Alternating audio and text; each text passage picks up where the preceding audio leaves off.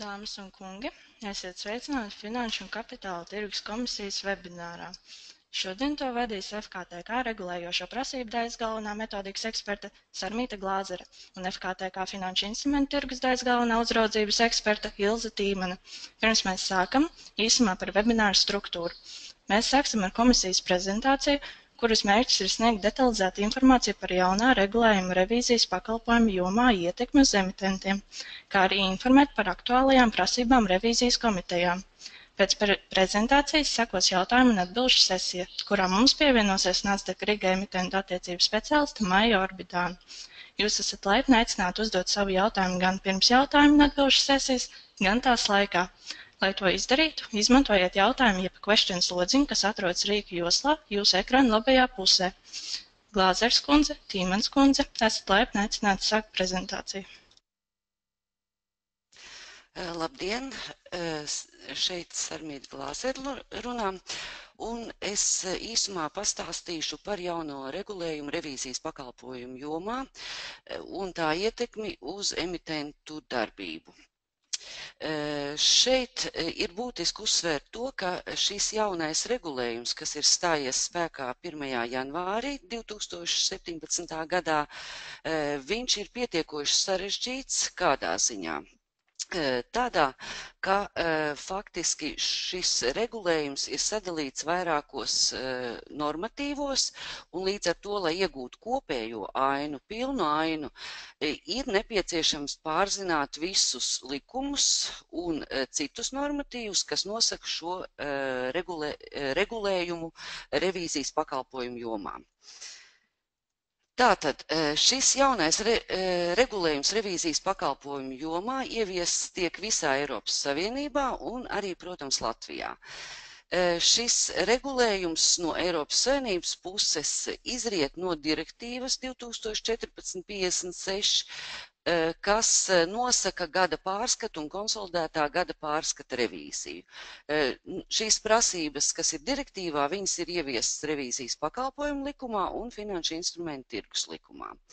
Un otra lieta, uz ko ir jāvērš uzmanība, ka revīzijas pakalpojumu regulējumu nosaka vēl arī regula 537/2014 par īpašām prasībām attiecībā uz obligātajām revīzijām sabiedriskas nozīmes struktūrās.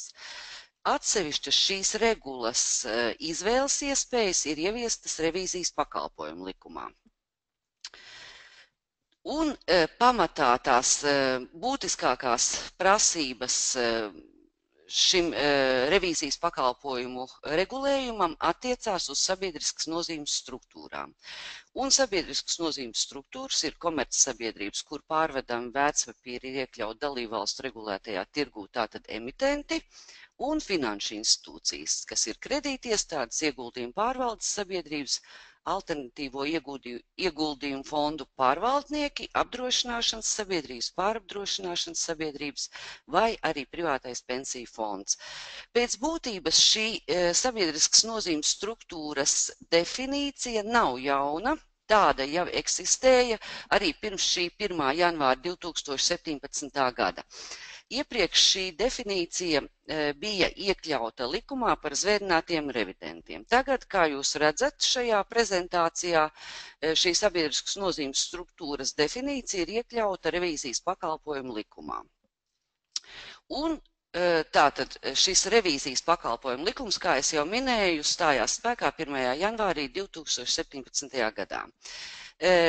Pieļauju, ka skatoties pēc likuma nosaukuma, var likties, ka šis ir pilnīgi jauns likums. Tā tas nav. Iepriekš bija spēkā likums par zvērinātajiem revidentiem, un tagad stājoties spēkā šim jaunajam regulējumam revīzijas pakalpojumu jomā, šis likums ir vienkārši nosaukts jaunā nosaukumā, jo ir paplašinājusies arī šī likuma darbības joma. Iepriekš kā arī likums saucās par zvērinātiem revidentiem, un pamatā tas likums attiecās uz zvērināto revidentu darbības visām šīm prasībām. Tagad likums saucās revīzijas pakalpojumu likums, un ir paplašinājusies šī likuma darbības joma. Un papildus tam, ko iepriekš noteica likums par zvērinātajiem revidentiem, tagad revīzijas pakalpojumu likums arī nosaka kompetento iestāžu tiesības un pienākumus, tāpat tās nosaka revīzijas pakalpojumu saņēmēju tiesības un pienākumus, kā arī sabiedriskas nozīmes struktūras revīzijas komitejas izveidošanas, darbības un uzraudzības tiesiskos pamatus. Tātad ir būtiski paplašinājies šī likuma darbības joma. Un kas ir kompetentās iestādes šī jaunā revīzijas pakalpojuma likuma izpratnē? Kompetentā iestāde primāri ir Finanšu ministrija, kas atbild par valsts politikas īstenošanu revīzijas jomā un ir kompetentā iestāde arī regulā paredzēto uzdevumu izpildēji un tajā minēto noteikumu piemērošanas nodrošināšanai, izņemot to jomu, kur Finanšu un Kapitāla tirgus komisija ir noteikta kā atbildīgā kompetentā iestāde.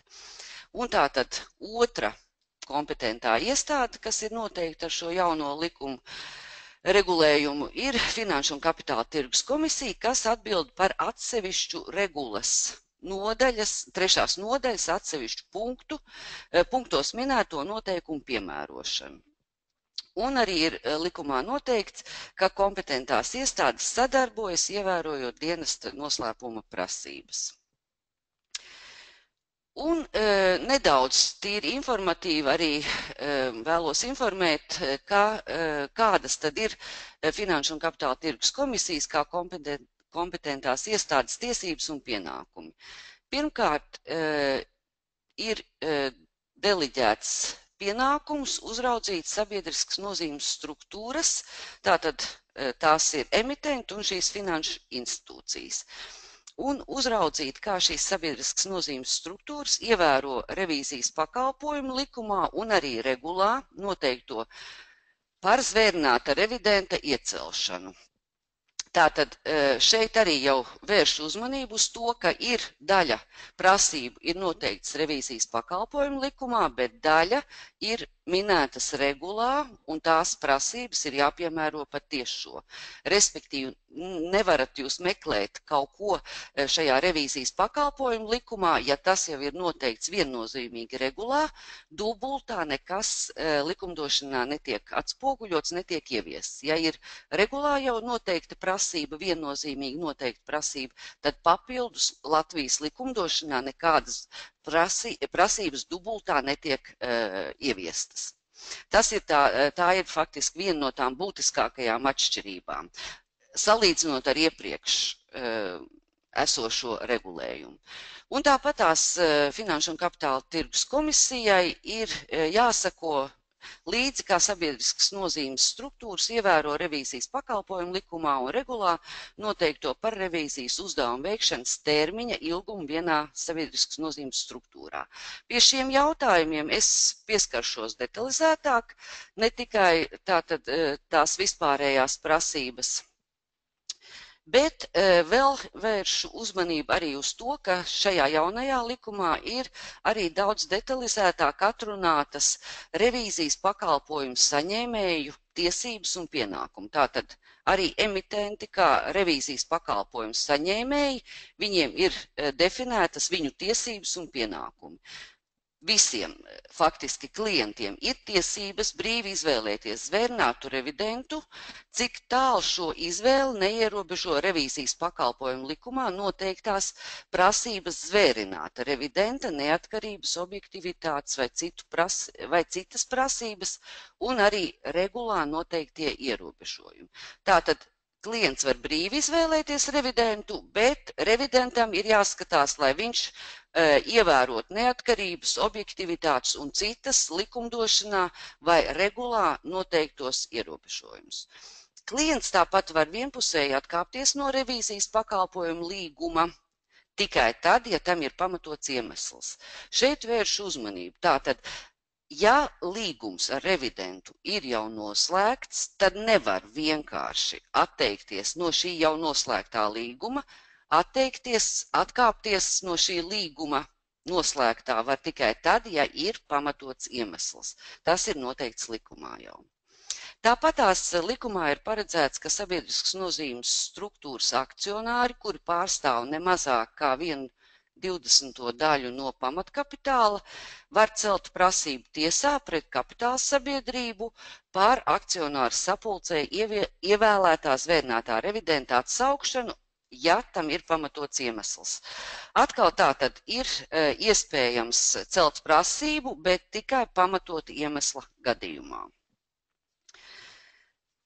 Tāpatās ir likumā minēti dažādi pienākumi ziņot. Pirmkārt, jāvērš uzmanību, ka sabiedriskas nozīmes struktūrām, tas ir arī emitenti vērš uzmanību, ka sabiedriskas nozīmes struktūras, kas ir vienpusēji atkāpušās no revīzijas pakalpojumu līguma, par to ir jāziņo Finanšu un Kapitāla tirgus komisijai. Respektīvi, ja kāds emitents pārtrauc noslēgtu jau revīzijas pakalpojumu līgumu, tad par šo faktu ir jāziņo Finanšu un Kapitāla tirgus komisijai. Jo, skatāties tālāk slaidā, ir minēts tas, ka 10 darba dienu laikā no dienas, kad ir saņemts ziņojums par revīzijas līgumu izbeigšanu, ir Finanšu Kapitāla tirgus komisijai ir jāziņo Finanšu ministrijai. Jo kā iepriekšējos slaidos bija norādīts, galvenā atbildīgā iestāde, kas ir kompetentā iestāde Latvijā, tā ir Finanšu ministrija, un līdz ar to Finanšu un Kapitāla tirgus komisijai ir jāziņo par šādiem faktiem Finanšu ministrijai. Tāpatās ir arī likumā noteikts, ka zvērnātam revidentam, ar kuru ir izbeigts revīzijas pakalpojuma līgums, tā darbības termiņa laikā arī ir pienākums ziņot Finanšu un Kapitāla tirgus komisijai, arī ir jānorāda iemesls. Tātad nevar būt tāda situācija, ka vienpersoniski atkāpjoties no līguma, vienalga, vai tas ir emitents, kas ir sabiedriskas nozīmes struktūra, vai zvērnāts revidents, ir jābūt pamatotam iemeslam un ir jāziņo, jebkurā gadījumā ir jāziņo Finanšu un Kapitāla tirgus komisijai par šādu faktu. Jo tātad gan Finanšu ministrija, gan Finanšu un Kapitāla tirgus komisijas viņām ir deliģēti pienākumi un tiesības kā kompetentajām iestādēm revīzijas pakalpojumu likuma izpratnē. Tālāk pievērsīšos 3 lieliem blokiem, kas ir paši būtiskākie jautājumi, kas attiecās uz emitentiem un attiecās uz jebkuru sabiedriskas nozīmes struktūru. Vispirms gribu vērst uzmanību uz būtiskākajām izmaiņām šajā jaunajā regulējumā, kas attiecās uz prasībām revīzijas komitejai. Jo tātad prasība par revīzijas komitejas izveidošanu faktiski emitentiem nav jauna. Arī iepriekš Finanšu instrumentu tirgus likumā bija prasība par revīzijas komitejas izveidošanu. Bet tagad šajā jaunajā regulējumā ir nedaudz precizētas, izmainītas vai noteiktas papildus prasības vairākiem jautājumiem tieši attiecībā uz revīzijas komiteju. Pirmkārt, ir jāvērš uzmanība, ka ir izmaiņas revīzijas komitejas sastāvā un struktūrā, tātad prasībās, kādām ir jāatbilst revīzijas komitejai. Tāpatās ir izmaiņas nosacījumos, kad revīzijas komitejas loceklis uzskatāms par neatkarīgu. Vēl ir arī izmaiņas attiecībā uz to, ka ir noteikta kārtība revīzijas komitejas locekļu kandidātu izvirzīšanai, kā arī revīzijas komitejas locekļu ievēlēšanas un atsaukšanas kārtība, tātad ir atrunāta likumdošanā. Tāpatās ir izmaiņas, ir detalizētākas prasības revīzijas komitejas uzdevumiem, kā arī ir ieviestas vēl revīzijas komitejai papildu uzdevumi, noteikti papildu uzdevumi, kas iepriekšējā regulējumā nebija spēkā. Nebija tādas noteiktas, nevis nebija spēkā. Un tāpatās ir noteiktas jaunas prasības par revīzijas komitejas sēžu dokumentēšanu un pienākumu nodrošināt konfidencialitāti. Un tagad nedaudz detalizētāk par šīm prasībām, kas ir izvirzītas revīzijas komitejai. Sabiedriskas nozīmes struktūras revīzijas komitejas prasības ir, vērš uzmanību, šeit sākas šī dalītais likumdošanas deliģējums. Šajā slaidā ir redzams, ka revīzijas pakalpojumu likuma 37.9 prim pants nosaka, ka sabiedriskas nozīmes revīzijas komiteju izveido saskaņā ar finanšu instrumentu tirgus likuma sadaļas 2 prim nodaļā noteiktajām prasībām. Respektīvi, revīzijas pakalpojumu likums nosūta šīs sabiedriskas nozīmes struktūras skatīties prasības par revīzijas komitejas veidošanu uz finanšu instrumentu tirgus likumu. Tātad daļa ir noteikta revīzijas pakalpojumu likumā, pārējais ir jāskatās finanšu instrumentu tirgus likumā.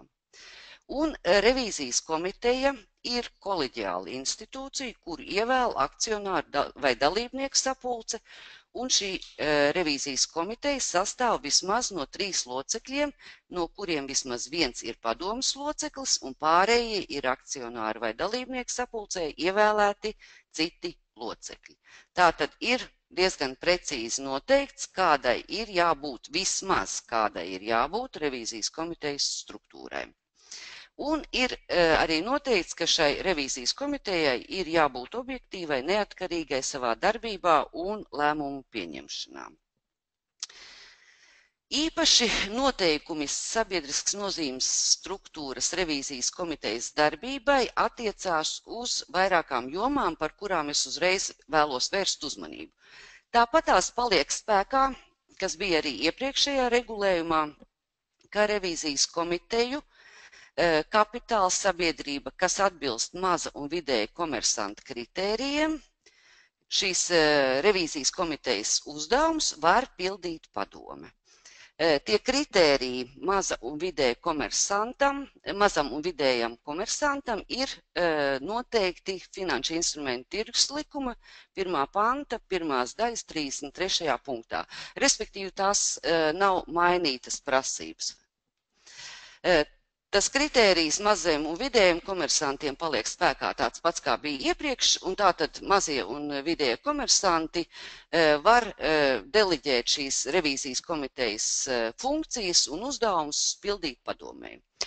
Lēmums par to, ka komitejas funkcijas pildīs padome, šis lēmums ir jāpieņem akcionāru vai dalībnieku sapulcē. Un ir nepieciešama visu padomes locekļu piekrišana pildīt arī komitejas uzdevumus. Respektīvi, ja kapitāla sabiedrībā, kurā revīzijas komitejas uzdevums pilda padome, tiek pārvēlēta padome, tad akcionāri vai dalībnieku sapulce vienlaikus ar padomes ievēlēšanu lemj arī par to, vai komitejas uzdevums uzticēt jaunievēlētajai padomei. Un šis lēmums par funkciju deliģēšanu un uzdevumu deliģēšanu padomei ir jāieraksta arī akcionāru vai dalībnieku sapulces protokolā.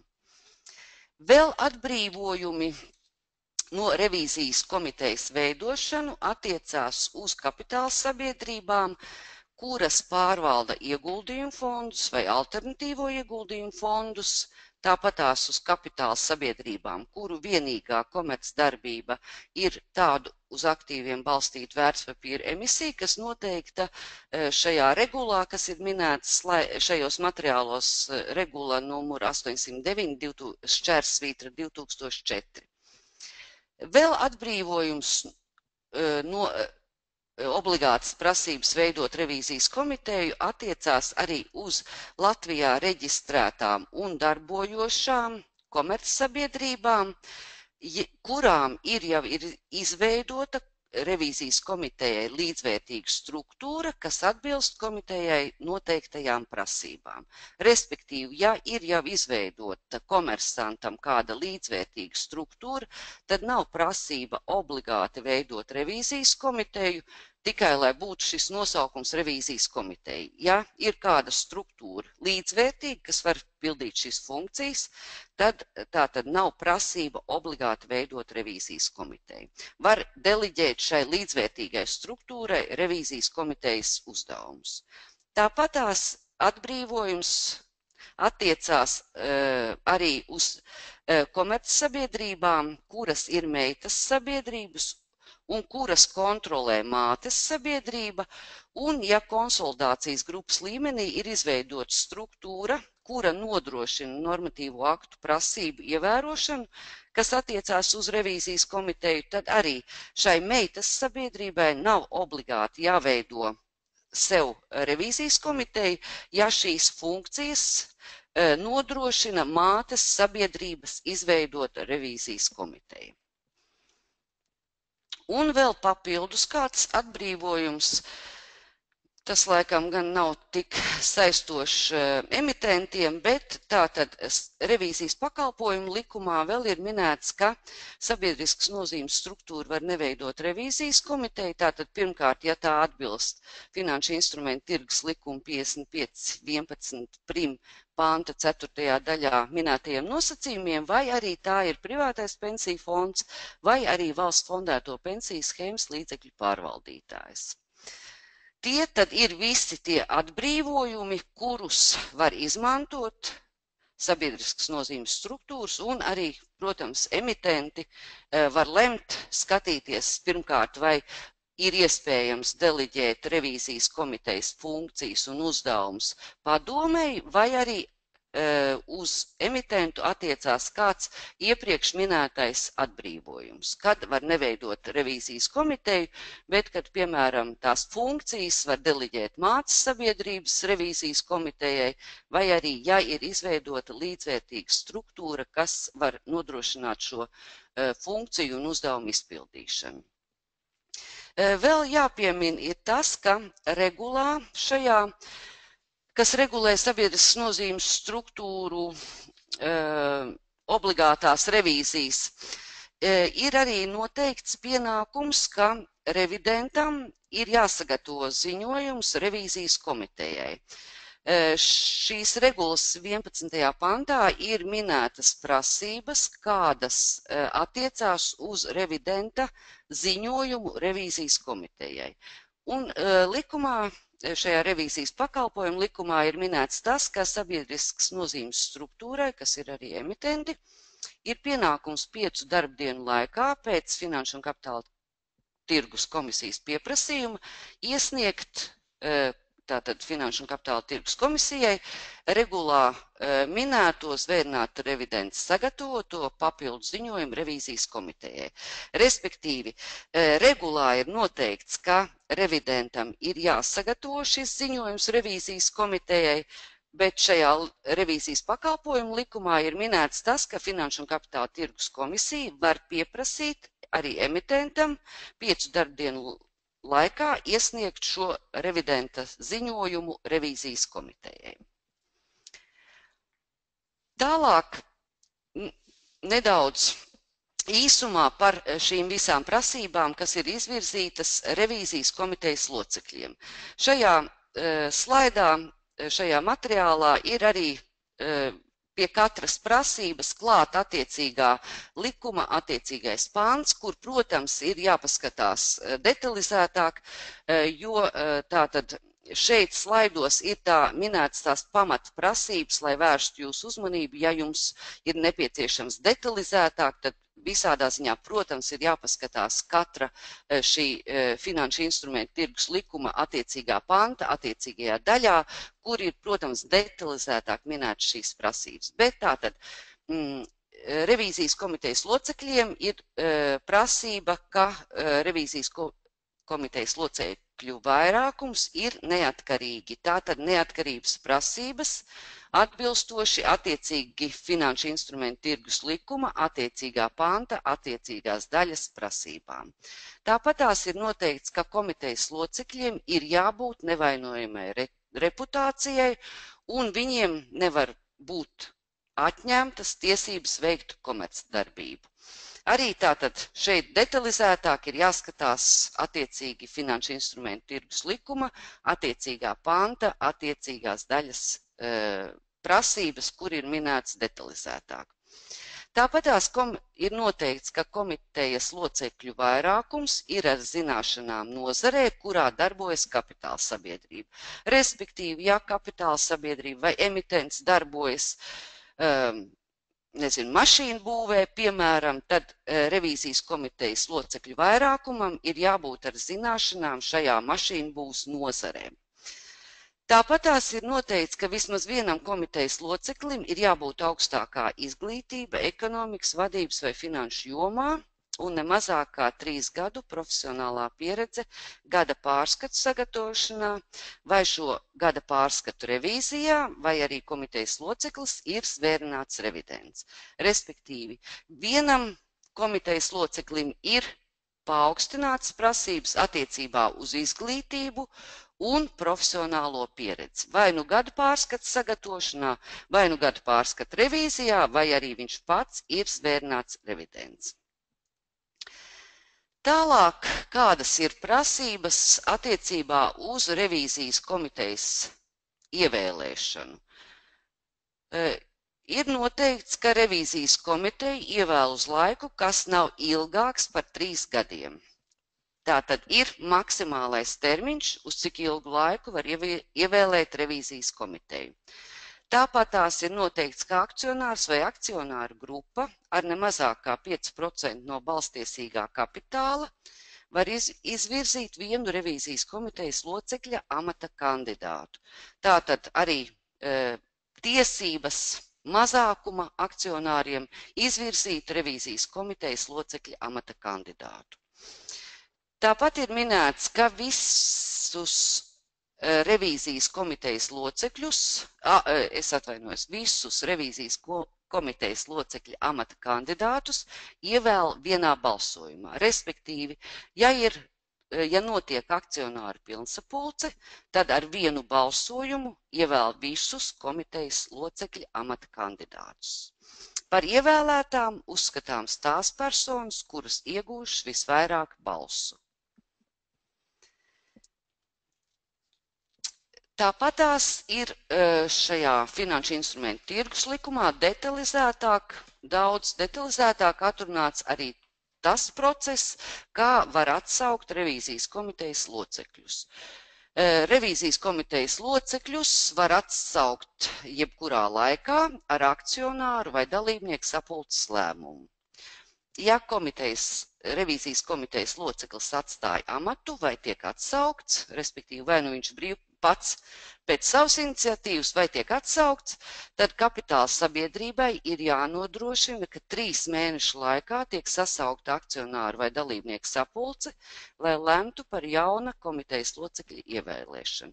Respektīvi, nevar būt ilgstoši tāda situācija, ka, ja kāds no revīzijas komitejas locekļiem ir atstājis amatu vai ir atsaukts, ka nav nodrošināta revīzijas komitejas pilnvērtīga darbība, jo tā tad ir mazāk revīzijas komitejas locekļu nekā bija sākotnēji ievēlēts. 3 mēnešu laikā ir jānodrošina šī revīzijas komitejas locekļu pilns kvorums, lai būtu iespējams nodrošināt viņu turpmāko darbību. Revīzijas komitejas loceklis, izņemot ievēlēto padomes locekli, nedrīkst būt darbtiesiskajās attiecībās ar kapitāla sabiedrību. Arī tātad šāda ir noteikta prasība attiecībā uz revīzijas komitejas locekļiem. Tātad padomes loceklis šeit nav minēts, bet pārējie komitejas locekļi nedrīkst būt darbtiesiskajās attiecībās. Tālāk, kā es jau minēju iepriekš, ir detalizētāk atrunāt revīzijas komitejas uzdevumi.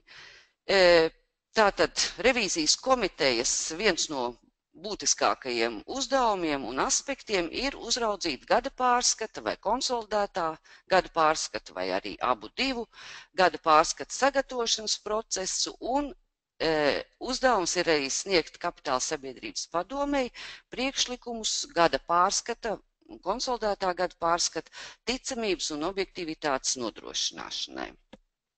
Tāpat tās ir pienākums uzraudzīt iekšējās kontrolas, riska pārvaldības un iekšējās revīzijas sistēmas darbības efektivitāti, cik tālu tas attiecas uz gada pārskatu, konsolidētā gada pārskatu, ticamības un objektivitātes nodrošināšanu, un arī sniegt priekšlikumus minēto sistēmu trūkumu novēršanai.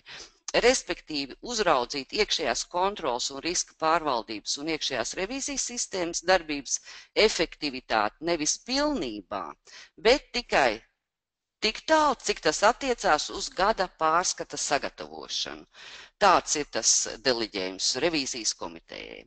Tāpat kā trešais uzdevums ir minēts tas, ka revīzijas komiteja uzrauga gada pārskata un konsolidētā gada pārskata revīzijas noris. Gan gada pārskata sagatavošanu, gan gada pārskata revīziju. Tālāk arī uzdevums ir pārbaudīt un uzraudzīt, vai zvērnētais revidents pirms gada pārskata revīzijas un arī tās veikšanas laikā ievēro noteiktās neatkarības un objektivitātes prasības. Tātad revīzijas pakalpojumu likumā ir noteiktas prasības revidentam, kādas jāievēro, lai tiktu nodrošināt viņa neatkarību un objektivitāte. Tāpat tās regulā ir atkal minēts, kādi pasākumi revidentam jāveic, lai viņš novērstu neatkarības apdraudējumu. Un arī 5. pantā, regulas 5. pantā ir atkal noteikti aizliegumi sniegt ar revīziju nesaistītus pakalpojumus. Respektīvi, revīzijas komitejai ir jāsako līdzi, vai revidents atbilst visām šīm gan revīzijas pakalpojumu likumā, gan arī regulā attiecīgajos pantos noteiktajām prasībām. Šajā materiālā tātad viņš ir faktiski veidots kā praktiski pielietojams. Protams, tās detalizētās prasības jums jebkurā gadījumā ir jāskatās revīzijas likumā vai arī regulas attiecīgajos pantos, bet šeit šajos prezentācijas materiālos ir tieši vērsta uzmanība, kur ir jāskatās, lai varētu izsekot līdz tām prasībām, kas ir noteiktas.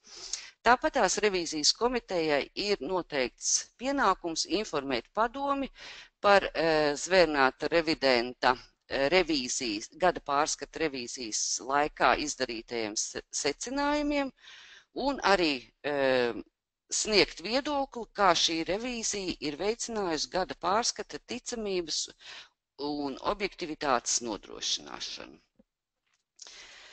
Un vēl uzdevums ir arī minēts tas, ka revīzijas komitejai ir jānodrošina zvērnēta revidenta kandidātu atlases process saskaņā ar regulas 16. pantā minētajām prasībām. Respektīvi, regulas 16. pantā ir atrunāts, kādam ir jābūt šim procesam, kā revīzijas komiteja izvēlās zvērnēto revidentu gada pārskata pārbaudas veikšanai. Revīzijas komiteja nodrošina šo procesu, protams, gala lēmumu, jebkurā gadījumā pieņem akcionāru pilnsapulce. Kā es jau minēju, šajā regulējumā, jaunajā regulējumā revīzijas pakalpojumu jomā ir ne tikai noteikti revīzijas komitejas uzdevumi, bet ir arī minēti revīzijas komitejas papildu uzdevumi. Kas tā tad ir pēc būtības jauni? Varbūt ne visas šīs prasības ir jaunas, bet viņas ir detalizētāk tātad atrunātas. Ir arī noteikts, ka neretāk, tātad revīzijas komitejai neretāk kā reizi gadā ir jāsniedz padomei rakstveida ziņojums par savu darbību un arī komiteja noteikto uzdevumu izpildi. Tāpat tās revīzijas komitejai ir jāziņo padomei par konstatētajiem trūkumiem un pārkāpumiem, protams, ja tādi ir bijuši gada pārskata sagatavošanas un revīzijas procesa laikā, kā arī iekšējās kontrolas, riska pārvaldības un iekšējās revīzijas sistēmas efektivitātē, ja ir bijuši kādi pārkāpumi vai trūkumi. Tāpatās arī ir jāziņo kapitāla sabiedrībai, ja zvērnāta revidenta kvalifikācija vai profesionālā pieredze nav pietiekama kvalitatīvas revīzijas veikšanai, vai arī revidents nav ievērojis revīzijas pakalpojumu likumā noteiktās prasības. Respektīvi, revīzijas komitejai ir jāsako līdzi. Faktiski ir divas jomas, tas ir gada pārskata sagatavošana un gada pārskata revīzija, kas ir tās būtiskākās jomas, kas attiecās uz revīzijas komitejas uzdevumiem un funkcijām. Tālāk ir minēts arī revīzijas komitejas tiesības pieprasīt informāciju, piedalīties sapulcēs, respektīvi ir tiesības pieprasīt un saņemt no valdes un zvērnāta revidenta, kā arī iekšējā audita dienesta, iekšējā revidenta vai sabiedrības kontroliera informāciju un dokumentus, kas ir nepieciešami revīzijas komitejas uzdevumu veikšanai. Tāpat tās tiesības ir piedalīties akcionāru sapulcēs un arī sniegt akcionāru sapulcei un padomei viedokli un ziņojums par komitejas kompetencē esošajiem jautājumiem. Kā tiek atrunāta revīzijas komitejas vadība? Ir noteikts, ka revīzijas komiteju vada priekšsēdētājus, kuru no komitejas locekļu vidus ievēl komitejas locekļi paši. Priekšsēdētāja prombūtnes laikā pēc viņa rakstveida norādījuma to aizstāja kā cits padomes loceklis. Un arī ir likumdošanā noteikts minimālais revīzijas komitejas sēžu, noteikta minimālā revīzijas komitejas sēžu regularitāti gadā. Tātad ne retāk kā 3 reizes gadā ir jāorganizē revīzijas komitejas sēdes. Minimālā tātad prasība. Tāpatās ir tiesības pieprasīt sasaukt revīzijas komitejas sēdi, jebkuram revīzijas komitejas loceklim, padomēji un arī akcionāru sapulcei, pamatojot šo sēdes sasaukšanas nepieciešamību un nolūku.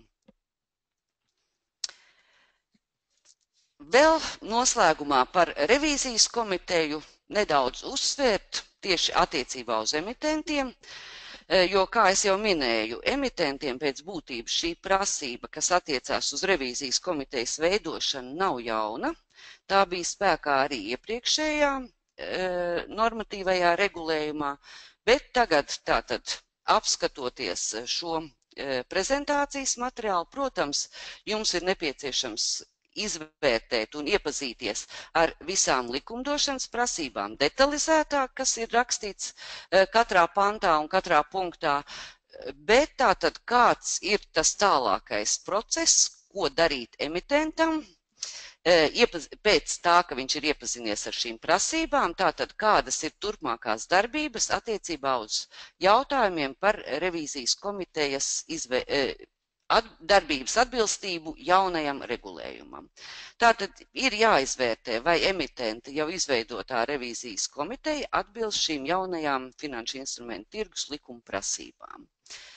Ja tiek secināts, ka jau izveidotā revīzijas komiteja neatbilst kādām no šīm jaunajām finanšu instrumentu tirgus likuma prasībām, tad ir jārīkojas, lai tuvākajā akcionāru vai dalībnieku sapulcē var lemt par revīzijas komitejas pārvēlēšanu, kas atbilstu jaunajām finanšu instrumentu tirgus likuma prasībām. Respektīvi ir jāizvērtē šīs jaunās prasības, jāizvērtē jūsu jau esošā revīzijas komiteja, viņas darbības, tie principi, un tālāk ir jālemj, vai ir nepieciešams kādi precizējumi, kādi lēmumi, lai šī revīzijas komiteja, kura jau bija iepriekš izveidota, viņa arī atbilstu šīm jaunajām prasībām, kas ir noteiktas finanšu instrumentu tirgus likumā.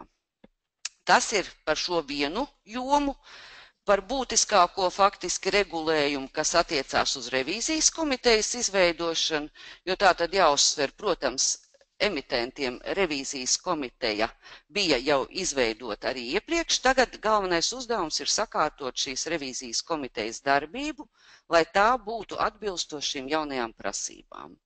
Tālāk sekos divi vēl būtiski aspekti, kas nebija iepriekš noteikti, bet kas tika ieviesti ar šo jauno regulējumu revīzijas pakalpojumu jomām.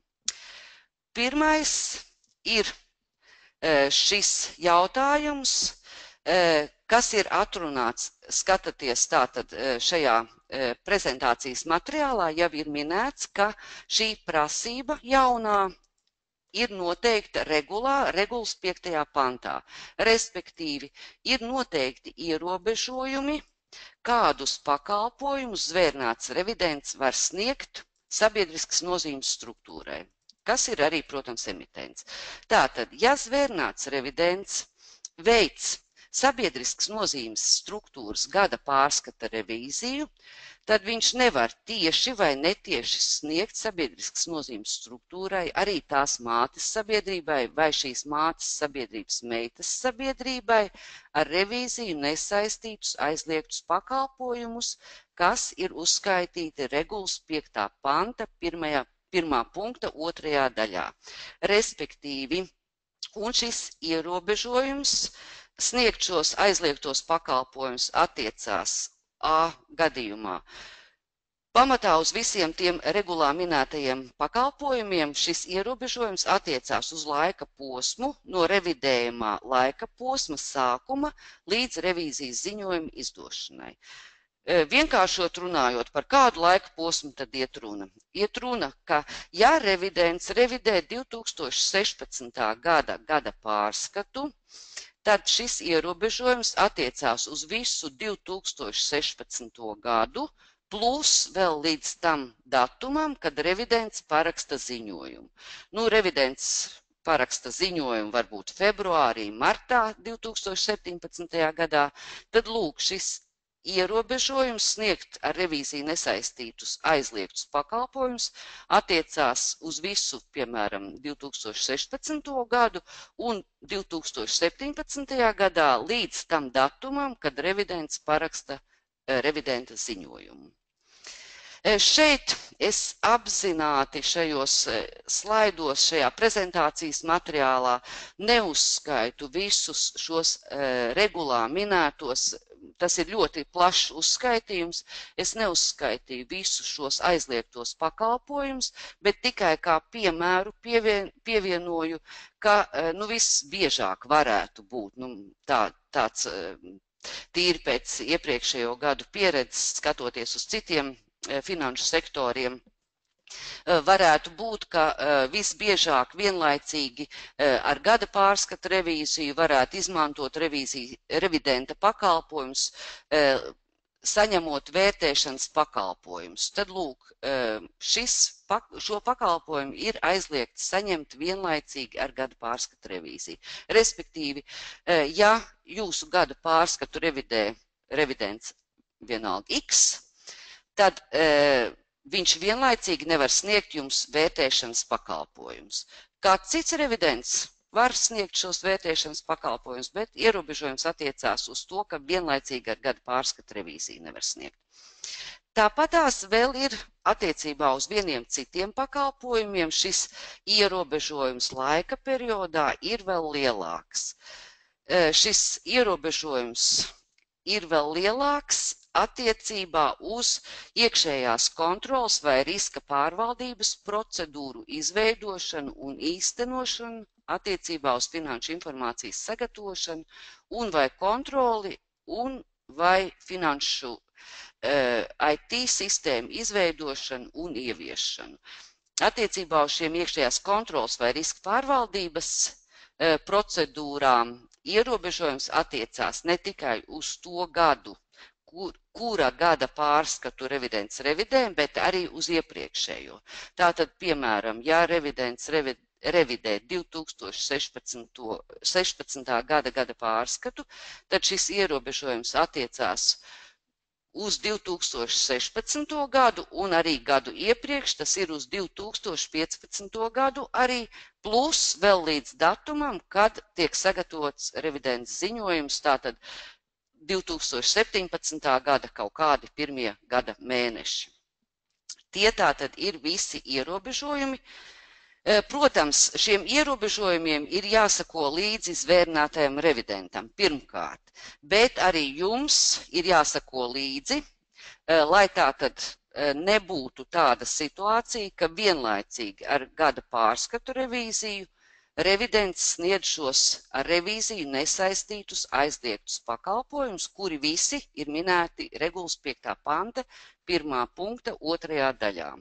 Vēlreiz uzsveru, tur ir diezgan plašs uzskaitījums. Šeit, šajos prezentācijas materiālos ir tikai pievienots piemērs vērtēšanas pakalpojumiem, bet tie nebūtu nav visi šie aizliegtie pakalpojumi.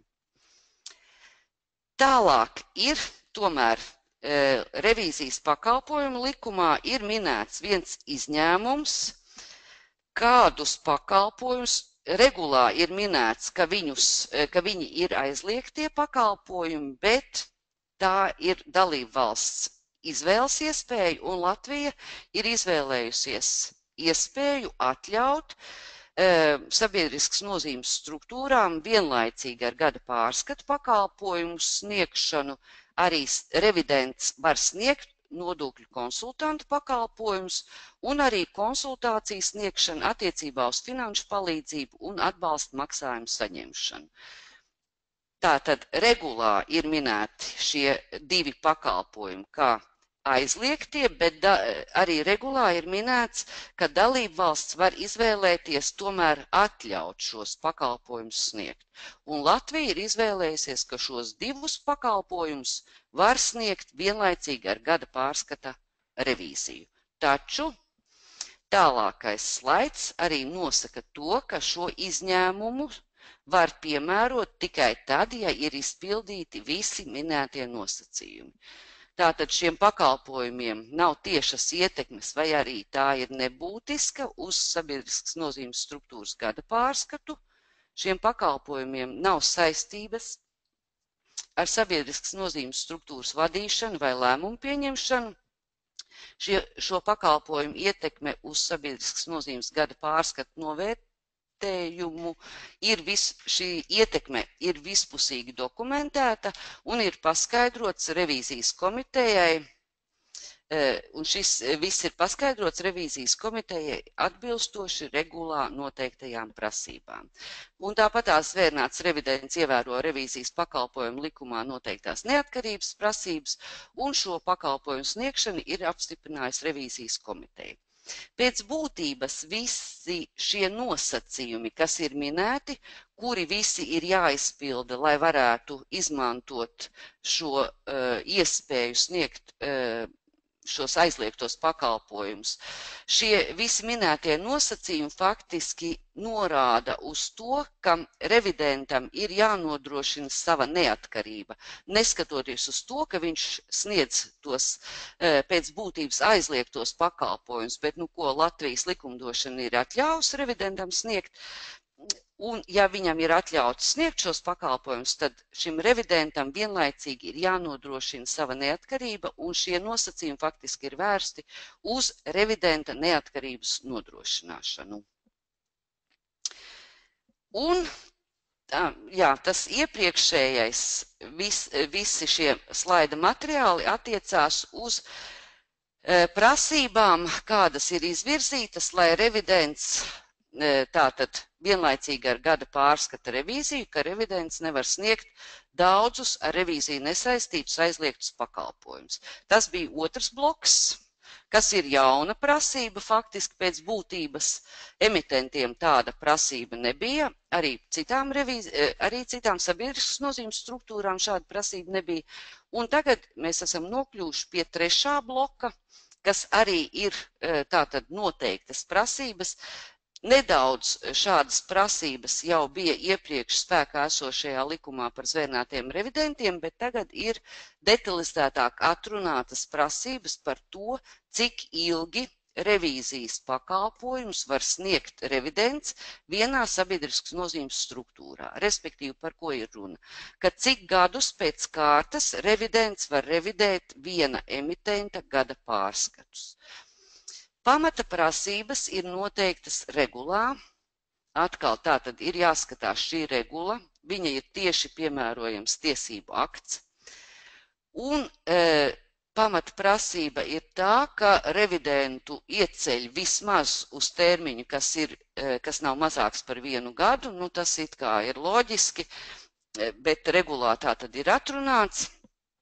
Un tālāk ir noteikts, ka, protams, tas ir tas sākotnējais termiņš vismaz uz 1 gadu, tālāk var šos revīzijas pakalpojumu līgumu termiņus atjaunot, pagarināt, bet ir noteikts, ka maksimālais revīzijas uzdevuma termiņš nedrīkst pārsniegt 10 gadus. Tas ir jau noteikts regulā. Tātad maksimāli 10 gadus pēc kārtas revidents var revidēt viena emitenta gada pārskatus. Un pēc tam, kad beidzas šis maksimālais revīzijas uzdevuma termiņš, revidents tajā pašā sabiedrībā nedrīkst atgriezties ātrāk un sniegt šos revīzijas pakalpojumus kā pēc 4 gadiem. Tātad 4 gadu termiņš ir šis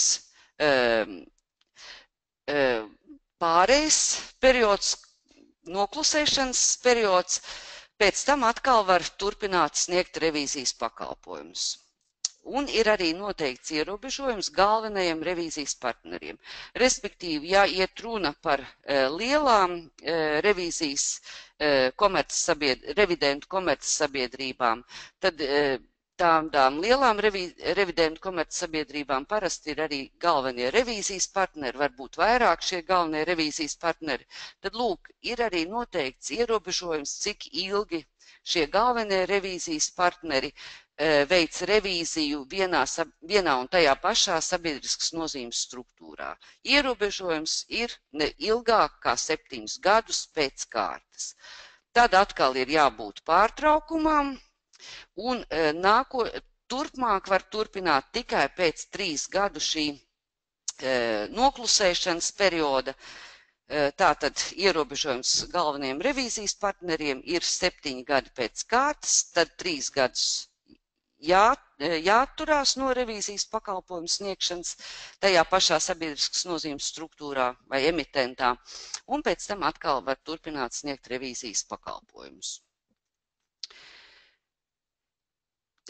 Attiecībā uz šo revīzijas uzdevumu ilgumu vienā un tajā pašā sabiedriskas nozīmes struktūrā ir arī noteikts tas, ka revidentam, neskatoties uz to, ka ir paredzēts šīs 10 gadu nepārtraukts periods, cik ilgi viņš var sniegt revīzijas pakalpojumus, bet revidentam ir jau jānodrošina laicīgi atbilstoši pakāpenisks rotācijas mehānisms saviem darbiniekiem, kuri visilgāk veic revīziju vienā un tajā pašā sabiedriskas nozīmes struktūrā.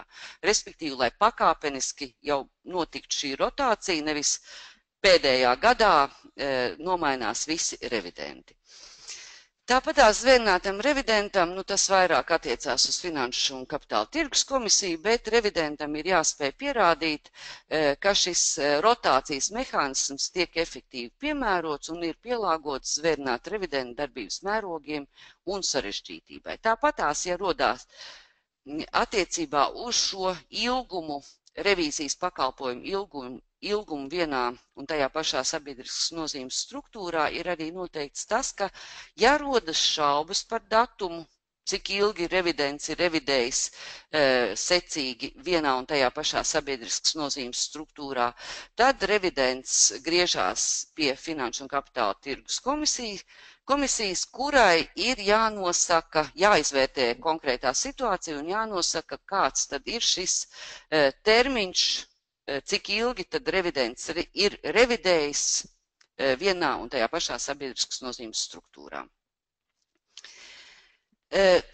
Ir revīzijas pakalpojumu likumā arī minēts vēl atkāpe, iespēja pagarināt šo maksimālo noteikto revīzijas uzdevumu termiņu.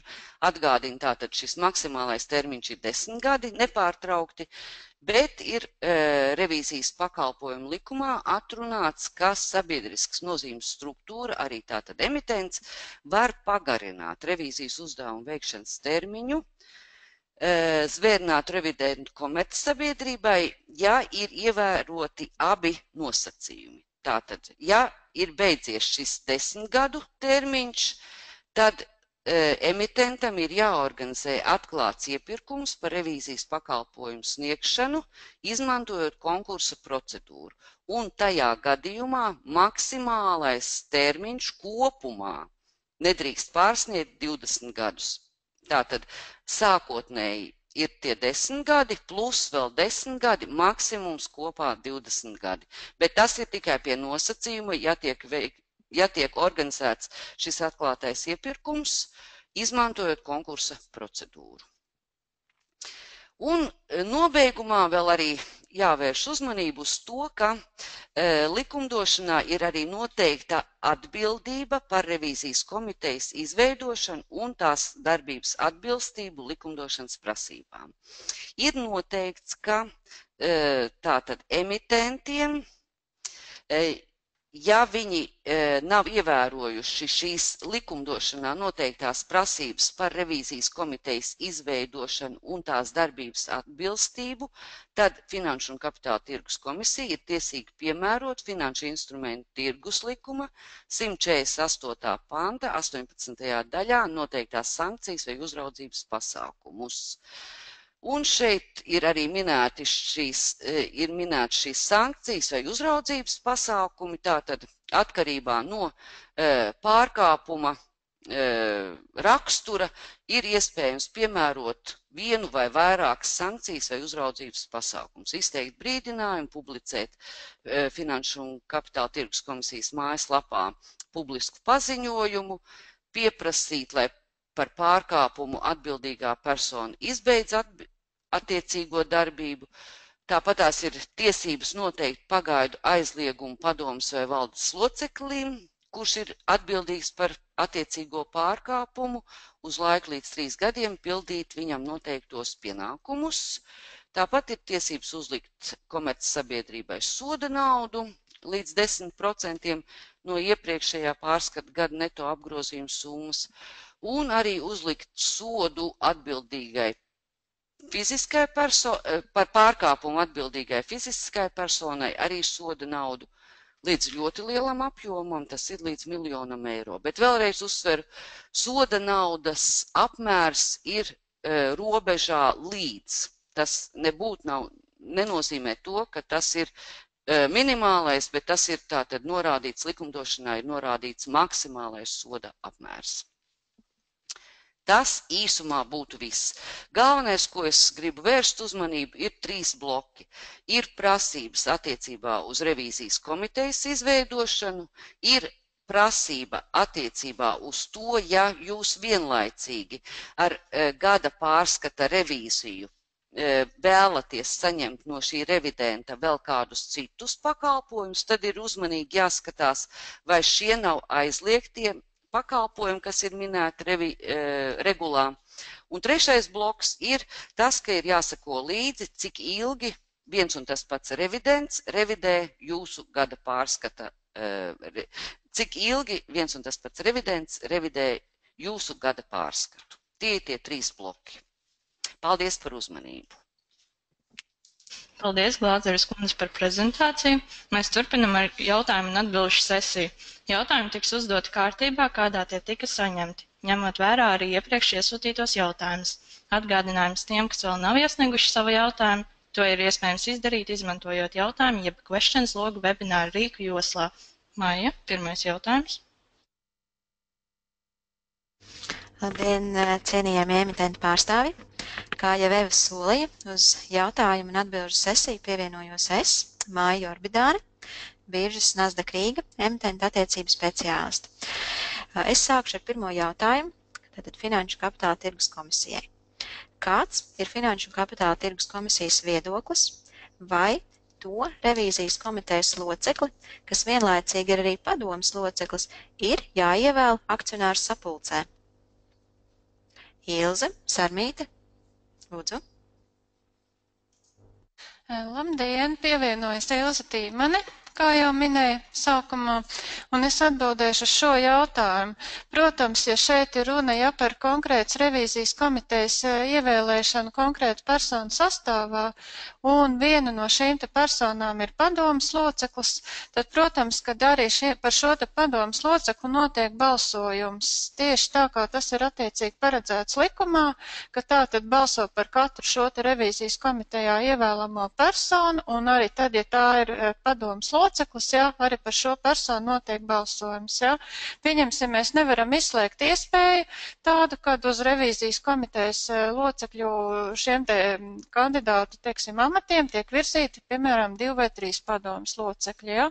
Un tad attiecīgi akcionāri vai dalībnieki var, pieņemsim, izvēlēties, kura no personām attiecīgi tās ievēlēs revīzijas komitejā. Jo šobrīd likums, ja šī ir jauna prasība, paredz, ka vismaz vienai šai te personai no revīzijas komitejas būtu jābūt attiecīgās sabiedrības padomes loceklim. Ilze, precizējošs jautājums no manas puses, vai tas nozīmē, ka var tikt izvirzīti visi padomes locekļi kā kandidāti, un tad akcionāra sapulce ir tā, kas akcionāri attiecīgi dod šīs te balsis, un tad tas padomes loceklis, kurš ir saņēmis lielāko balsu skaitu, ir tas viens, kas tiek ievēlēts revīzijas komitejā? Katrai revīzijas komiteja, tātad katrā šajā sabiedrībā būs, šis tātad, ja locekļu kandidātu skaits, tātad ir vietu skaits, ja, un tālāk ir kandidāti, kas uz šiem te krēsliem tiek virzīti, ja. Protams, arī mums ir bijuši iepriekš uzdoti jautājumi, vai var ievēlēt visus padomes locekļus un tikai tos. Drīzāk teiktu mēs, ka nē, jo tad jau vairs šī situācija neatšķiras no mazā vidējā uzņēmuma, kam ir šī īpašā atlaide, ja. Tātad ir vismaz viens no padomes un pārējie attiecīgi, jā, šīm te kompetencēm un prasībām atbilstošas personas. Bet vai tie ir, pieņemsim, 2, vai tie 3, pieņemsim, mēs nevaram izslēgt iespēju, kāds varbūt revīzijas komitejai pēkšņi, pieņemsim, 5 vai 7 vietas ir paredzējis, jā. Un tad, ja pieņemsim, ir 2 vai 3 padomes locekļu, tātad, ja šie te kandidāti, ja, kas kandidē uz šiem te revīzijas komitejas locekļu, tātad krēsliem, jā, tas ir, teiksim, kā katrā emitentā attiecīgi ir šis te pirmais tātad krēslu skaits, ja, un virzīto kandidātu skaits. Paldies jums, Ilze. Nākamais jautājums. Kā pareizi rīkoties, ja uzņēmuma revīzijas komitejas pienākums veic padome, bet padomes struktūra neatbilst jaunajām revīzijas komitejas sastāvu prasībām? Jāievēl jauna padome vai jāveido jauna revīzijas komiteja? Vai arī viss var palikt pa vecam līdz jaunas padomes ievēlēšanai?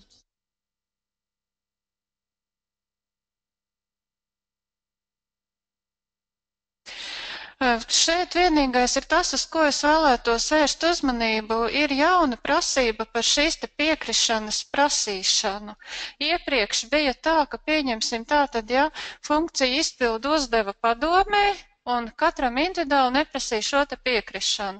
Šeit vienīgā situācija, kas var izvērsties, teiksim, no praktiskās puses, ja, ko es saskatu, ja, kad kāds no padomes locekļiem, piemēram, ja, tā tad var teikt, nē, es neesmu gatavs pildīt revīzijas komitejas šo te, teiksim, amatu funkciju, ja, jo tur tomēr ir, zināmas prasības, kompetences, zināšanas, viss no tā izrietošais, ja, un, ja, protams, ja izvērš situācija tāda, kad vairāk padomes locekļi saka, nē, es neesmu gatavs pildīt šo te revīzijas komitejas tātad funkciju, pieņemsim, trūkst kompetences personai, ja, tad visticamāk arī, nevar izvērsties šī te situācija, ka var padomē jādod, bet, kopumā nē, ja. Līdz ar to ir tā, ja gadījumā funkcijas pilda padome, tātad, ja, tad ir mazā vidējā uzņēmuma status un persona piekrišana, ja, bet tad nav šīs te attiecīgi pārējās prasības. Protams, man ir grūti iedomāties situāciju, kad tie aizliegumi, kas vispār liedz ieņemt tātad revīzijas komitejas locekļu amatu, ja, ka tādas personas būtu biržas emitentu padomē. Viens no piemēriem, krimināla sodāmība, kas būtu tāds jau, uzskatāms piemērs, kad maz ticams, ja, ka varētu būt tāda situācija, kad biržas emitenta padomē ir jau persona, kas jau ir jau ar, reputāciju varbūt netik labu. Precizējošs jautājums no manas puses.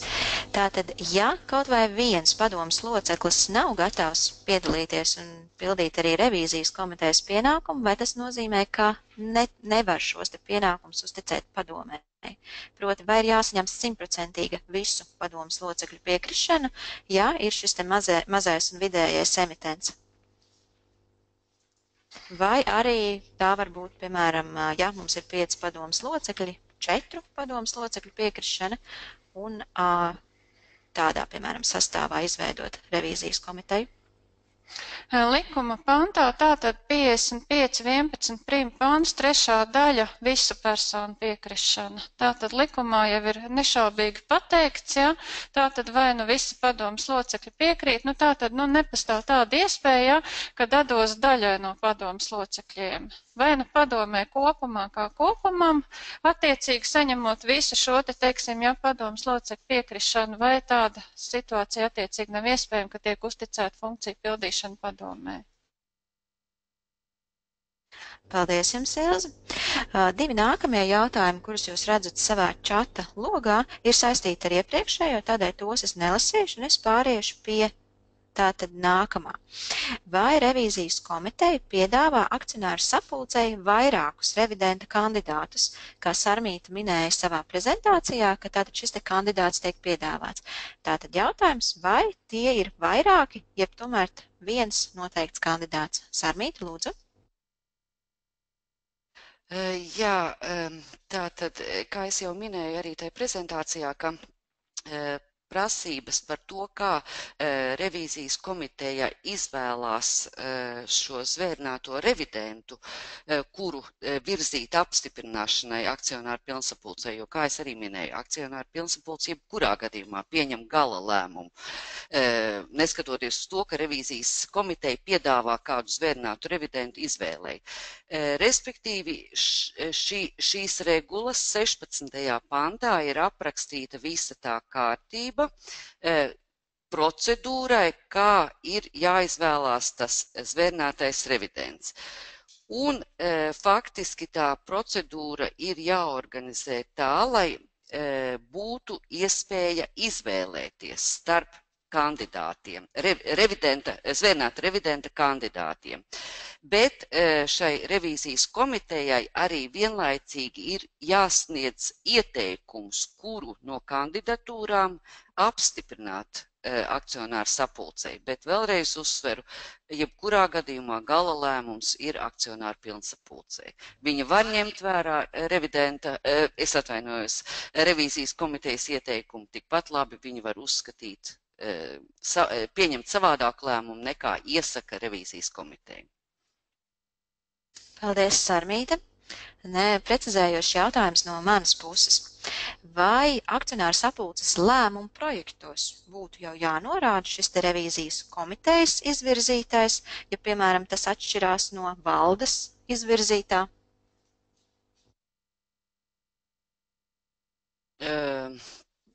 Gribētu teikt, ka faktiski pēc šī jaunā regulējuma kārtības par revidenta virzīšanu lemj revīzijas komiteja, nevis valde. Paldies, Sarmīna. Pāriesim pie nākamā jautājuma. Vai revīzijas komitejai ir atsevišķi jāziņo padomei par trūkumiem un jāsniedz rakstveida ziņojums par savu darbību, ja revīzijas komitejas pienākumus pilda pati padome? Tātad jautājums par iekšējo lietvedību. Vai padomei, kā revīzijas komitejai, būtu jāziņo pašai sev par, piemēram, konstatētajiem trūkumiem revīzijas veikšanā vai kādiem citiem tātad novērojumiem? Sarmīta, Ilze, lūdzu.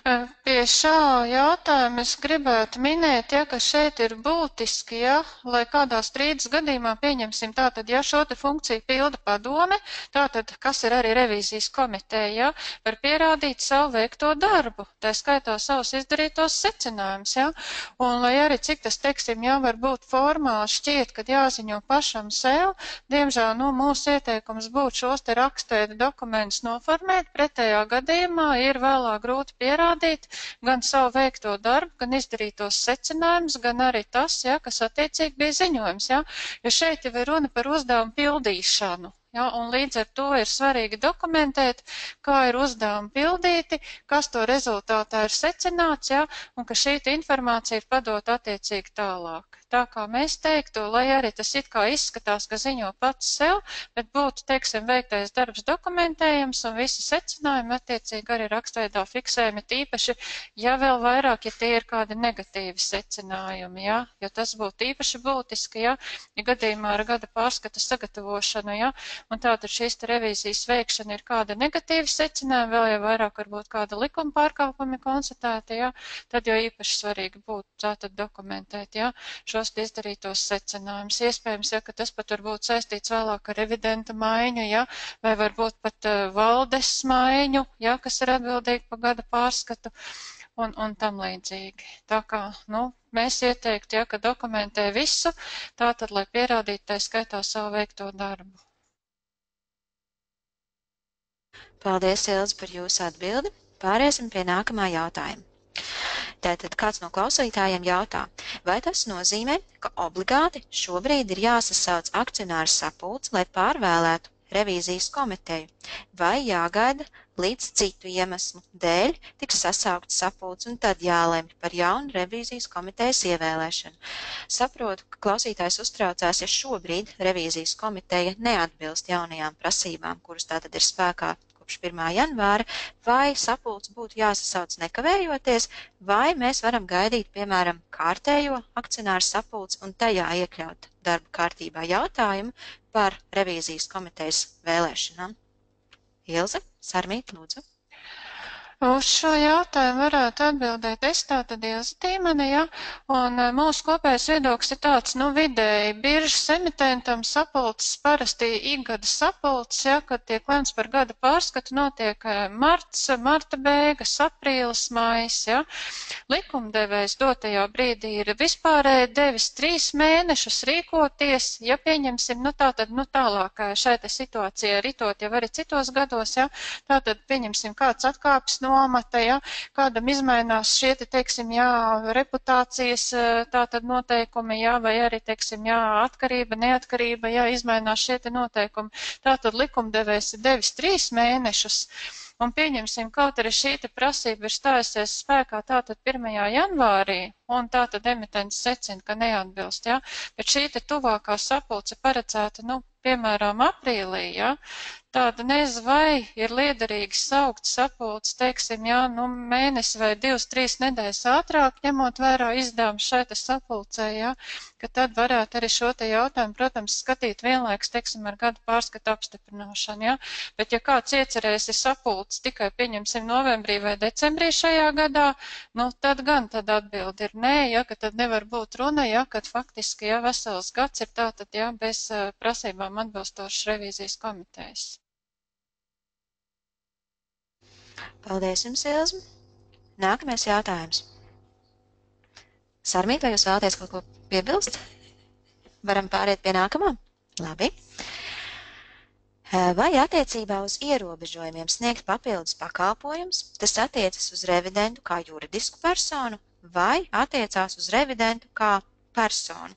Es pieņemu, ka jautājums ir saistīts ar to, ka revidentiem ir šie te atsevišķie departamenti, kas sniedz tātad viens šos te revīzijas pakalpojumus, cits varbūt kādus citus. Tātad jautājumu atļāvos pārfrāzēt, tātad vai juridiska persona var sniegt, tātad nevar sniegt šos te papildu pakalpojumus. Lūdzu, Sarmīta. Jā, uz šo jautājumu atbildēšu es, Sarmīta Glāzera. Šis ierobežojums tātad, kā es jau minēju, aizliegums sniegt ar revīziju nesaistītus pakalpojumus ir noteikts regulas 5. pantā, Un šis ierobežojums attiecās uz jebkuru revidentu, vai viņš ir fiziska persona vai juridiska persona, vai arī var būt atsevišķos gadījumos, piemēram, revīzijas uzņēmumiem veidots tīkls, arī jebkurš tīkla dalībnieks, uz viņu attiecās šis ierobežojums. Respektīvi,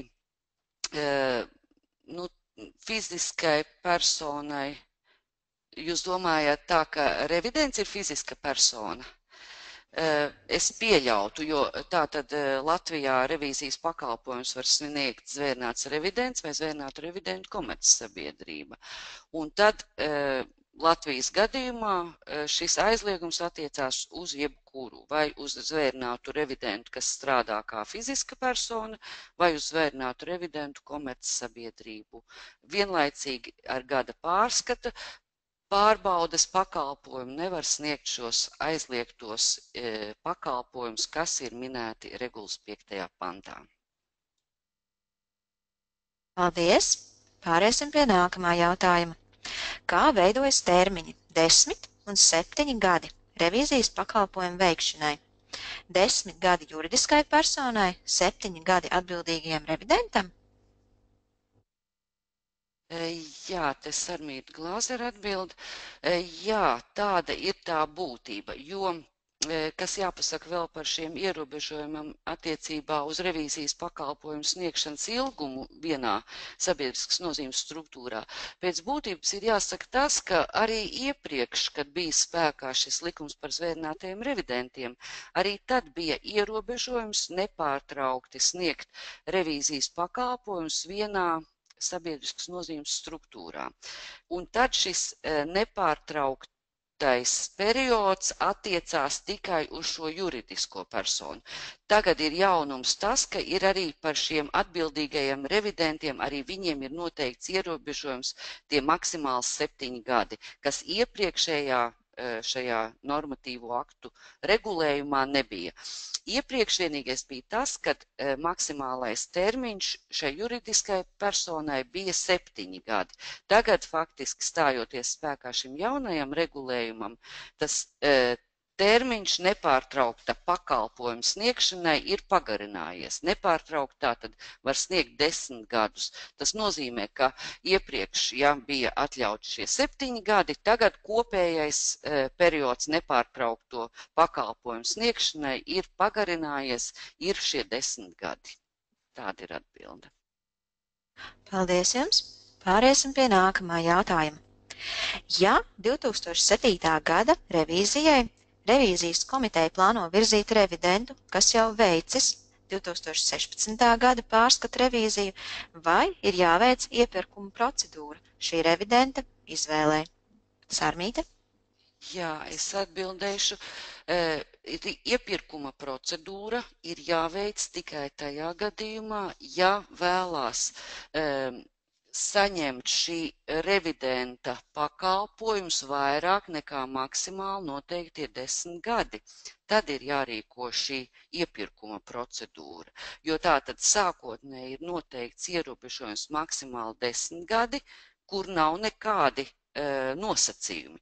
Tātad līdz 10 gadiem nepārtraukti var viens un tas pats revidents sniegt šos revīzijas pakalpojumus. Ja iet jau pāri šie 10 gadi, tad jā, tad ir jārīko iepirkuma procedūra, atklāts iepirkums par revīzijas pakalpojumu sniegšanu, izmantojot konkursu procedūru.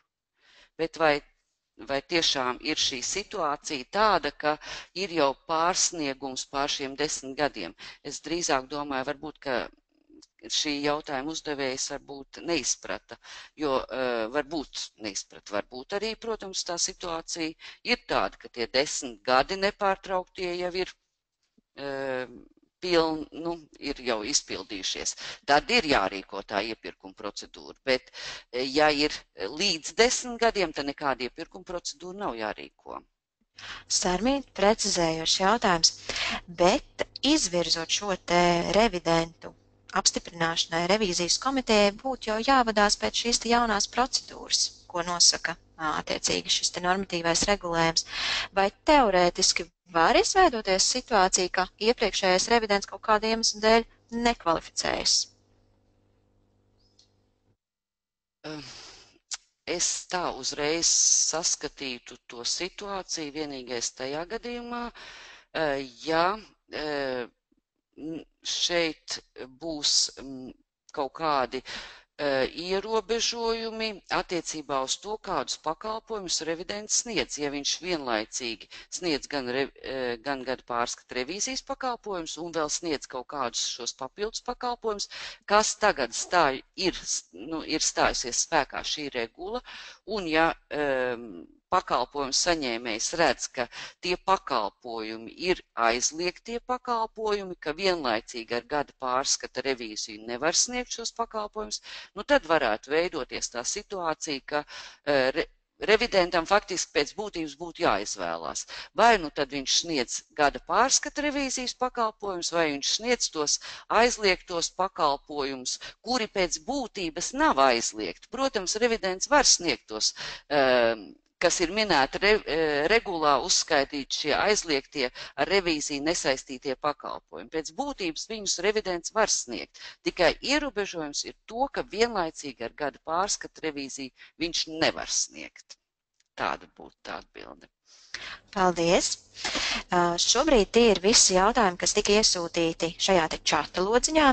Aicinu arī tātad tos, kas vēl nav pagūjuši to izdarīt. Šobrīd es pieslēgšos tiem jautājumiem, kuri ir sagatavoti vēl pirms webināra. Un pirmais no tiem, ko es vēlētos uzdot, ir, vai revidentiem šogad ir jāizmanto jauna, īpaša forma atzinuma sniegšanai par gada pārskatu? Ja tā, kur šīs formas ir pieejams? Šis jautājums izriet no regulas, kurā ir minēts, ka tiks tātad izmantota šī te īpašā jaunā forma.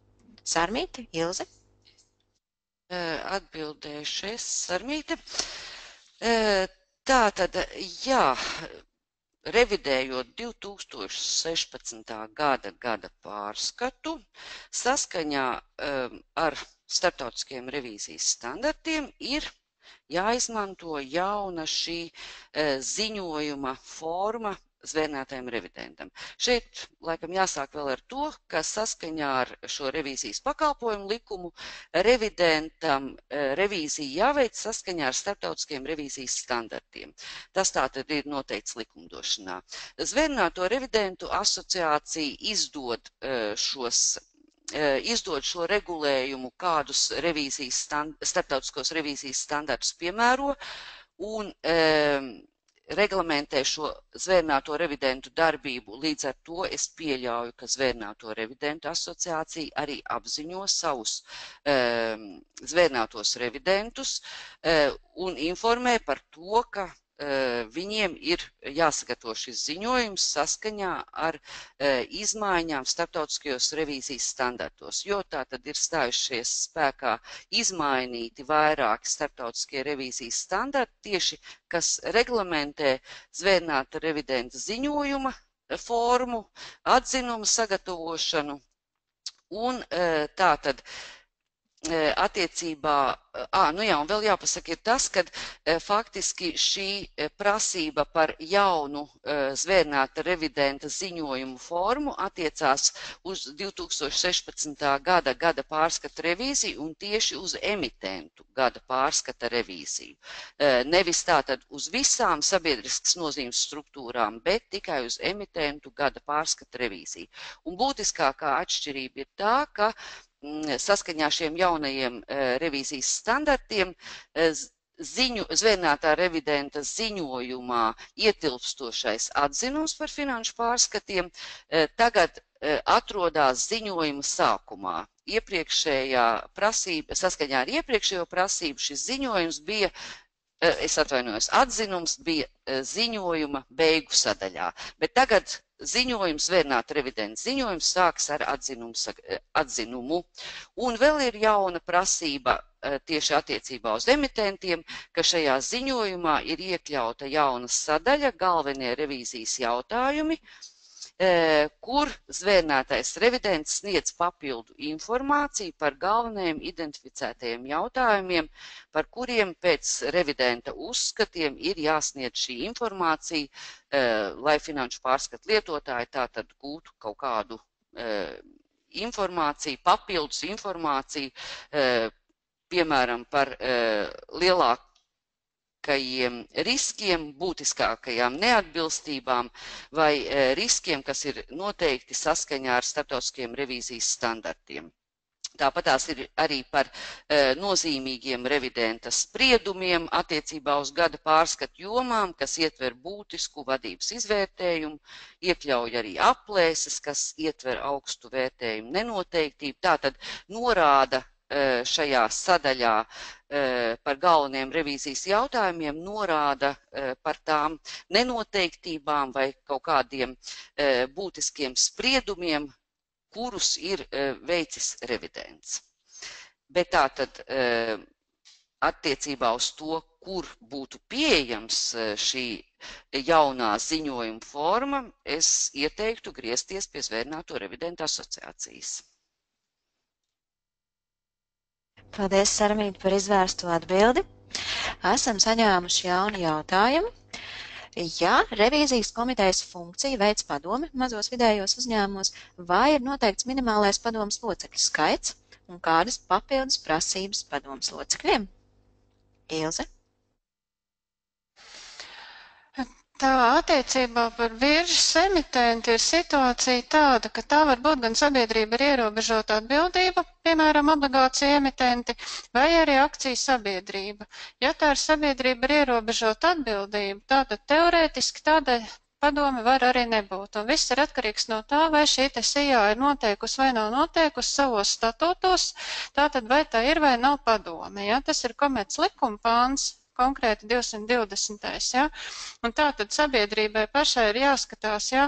Kas tai noteikti statūtos par padomi. Ja tai padomas nav, tad, protams, ka šajā gadījumā, ja revīzijas komiteja funkcija pildīs, ja? Tātad, ja attiecīgi šī te ievēlētā revīzijas komiteja, ja tai padomi ir, tad šis te padomas locekļu skaits izriet no šīs te sabiedrības ar ierobežotu atbildību statūtos noteiktā. Savukārt, ja tā ir akciju sabiedrība, tātad biržas uzņēmuma gadījumā par biržas akciju sabiedrību, ja, atkal ir speciālā norma Komerc likumā, 295. pāns, ja, un tātad, ja biržas akciju sabiedrībai ir jābūt padomē vismaz 5 personām. Ir arī tāda biržas emitenti, kam ir vairāk, ja, kam ir pat 7, 9 un vēl vairāk, manuprāt, bijuši arī padomas locekļi, ja. Bet tātad, ja gadījumā ir šīs te 5 personas, kā tas vairumā gadījumi ir mazajiem vidējiem uzņēmumam, ja, tāda attiecīgi, ja, ņem vērā to padomas locekļu skaitu, kas jau izriet vai no statūtiem, vai no Komerc likumā par akciju sabiedrību speciāli noteiktā. Paldies, Ilze. Pārēsim pie nākamā jautājuma, kas tātad ir no iepriekš sagatavotajiem. Tātad revīzijas komiteja tiek ievēlēta uz 3 gadu termiņu. Vai revīzijas komitejas locekļi var tikt pārvēlēti uz jaunu termiņu, un vai ir kāds ierobežojums tam, uz cik termiņiem var tikt ievēlēti revīzijas komitejas locekļi? Sarmīt? Jā, tā tad attiecībā uz prasībām revīzijas komitejas locekļiem ir noteikts likumdošanā tikai tas, ka ierobežojums uz maksimālo ilgumu, uz kuru revīzijas komitejas locekļus var ievēlēt. Tātad maksimāli uz 3 gadu periodu viņus var ievēlēt, bet nav noteikts ierobežojums, cik reizes atkārtoti var pārvēlēt šos revīzijas komitejas locekļus, bet atkal tikai uz maksimālo šo termiņu, kas nepārsniedz 3 gadus. Tāda būtu atbilde, respektīvi nav noteikts kopējais ierobežojums, cik reizes viņus var pārvēlēt. Līdz ar to var pārvēlēt, tātad gribētu atbildēt, ka pārvēlēt var vairākas reizes.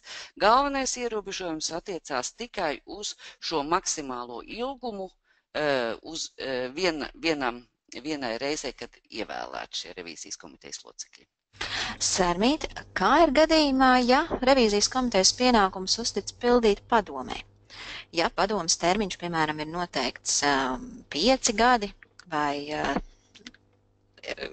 vai tajā gadījumā pēc šiem 3 gadiem akcionāru sapulcē būtu atkārtot jālemj par revīzijas komitejas pienākumu pildīšanas uzticēšanu, nodošanu padomei, jeb tomēr šis pienākums pildīt, arī revīzijas komitejas pienākums ar padomi ir, tā teikt, tik ilgi, cik ilgi ir padome attiecīgi šajā amatā.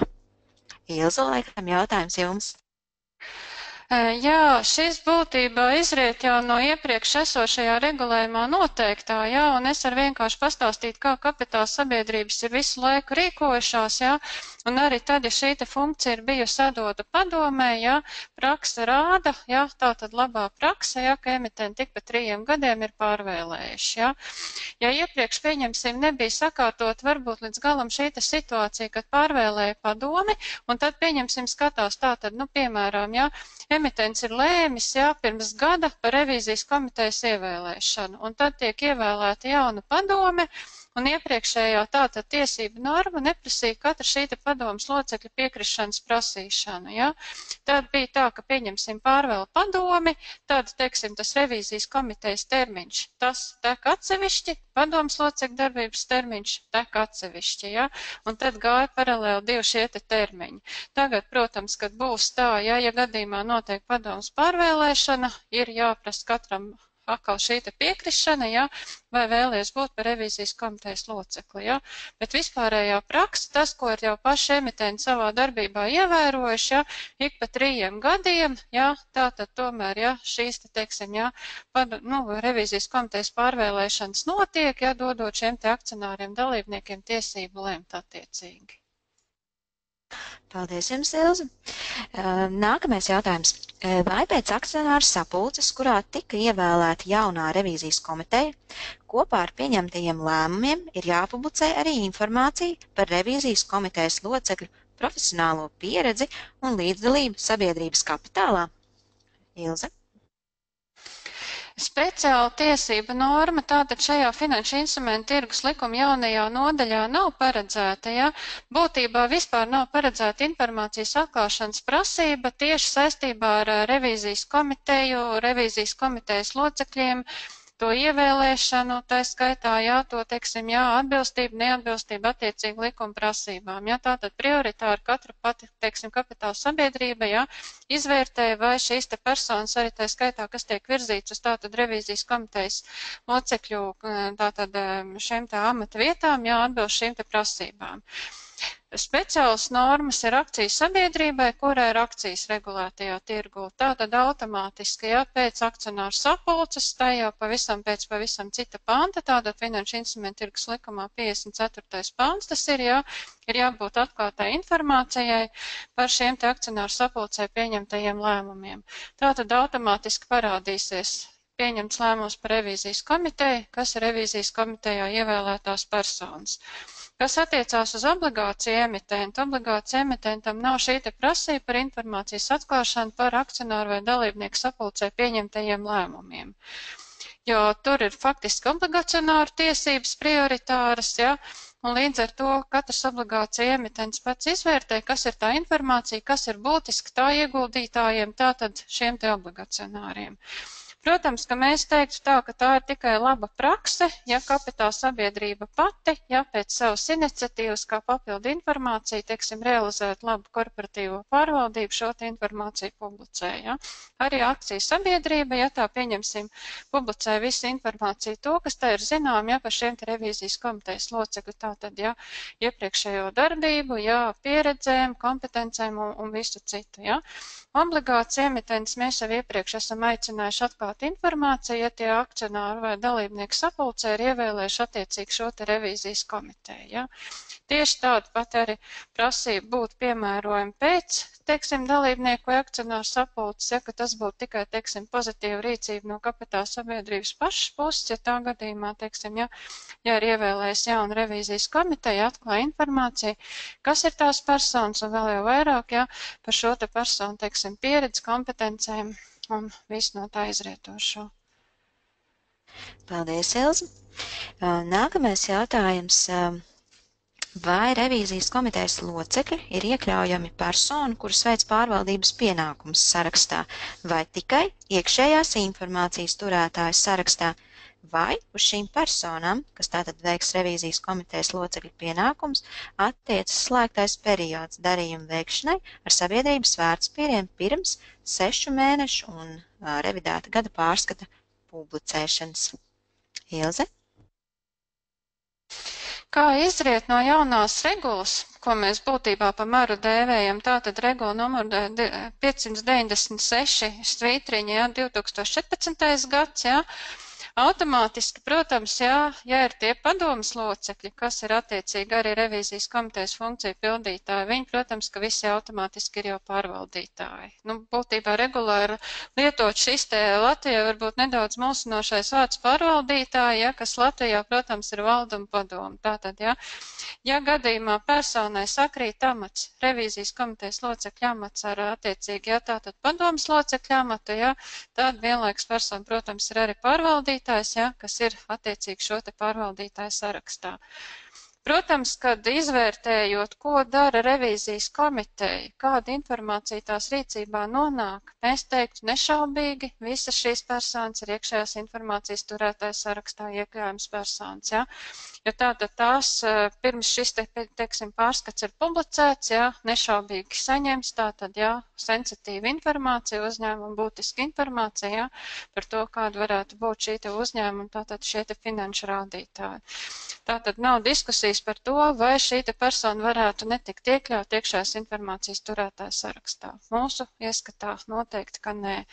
Kas attiecās uz ziņošanu par darījumiem, ja gadījumā remitentu vērtspapīriem ir veikti darījumi, tad, protams, ziņotāji par darījumiem ir pārvaldītāji un ar tiem cieši saistītās personas. Ja persona vienlaikus revīzijas komitejas amatpildītājs, padomas loceklis, un vēl veikusi darījumu remitentu vērtspapīriem, klāt vēl prasība par ziņošanu par darījumiem.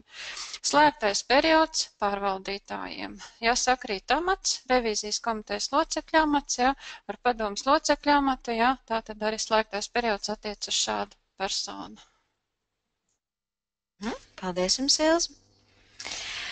Vēl viens jautājums no mūsu puses. Vai uzņēmumam ir publiski jāpaziņo, tātad gan akciju, gan arī obligāciju emitentam, ja kāds no revīzijas komitejas locekļiem ir atstājis savu amatu? Ja tātad, protams, emitents iepriekš ir ziņojis par revīzijas komitejas izveidi, ievēlēšanu, un kā būtu pareizi rīkoties, ja kāds no šiem te locekļiem ir informējis emitentu par šī amata atstāšanu? Ilze?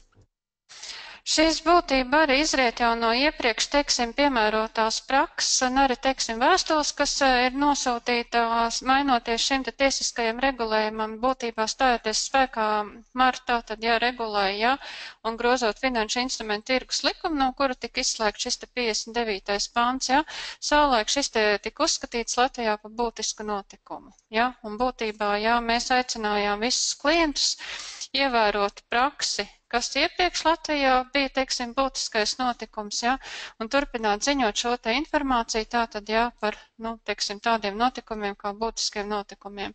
Jo tas vēl ir cieši saistīts ar to, ka, pieņemsim, var iestāties kapitāla sabiedrībai tātad pienākums saukt šo te sapulci, un attiecīgi skatīt jautājumu, par revīzijas komitejas pārvēlēšanu. Piemēram, ir bijušas tikai tātad 3 personas un viena no personām ir atkāpusies, attiecīgi rodas tiesiskās sekas, tātad jaunas sapulces saukšana, attiecīgi šo te personu pārvēlēšana, un kā vēl vairāk kā izriet no jaunā regulējuma, līdz ar to arī, pieņemsim, šiem te akcionāriem var rasties, teiksim, tiesība, virzīt savu kandidātu. Tagad tātad 5% dod tiesību virzīt savu, teiksim, revīzijas komitejas locekļu kandidātu.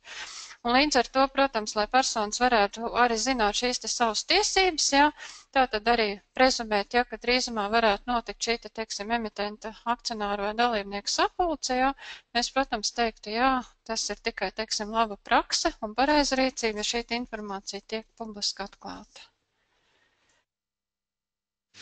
Paldies jums, Ilze. Uz doto brīdi tie ir arī visi jautājumi, ko esam saņēmuši.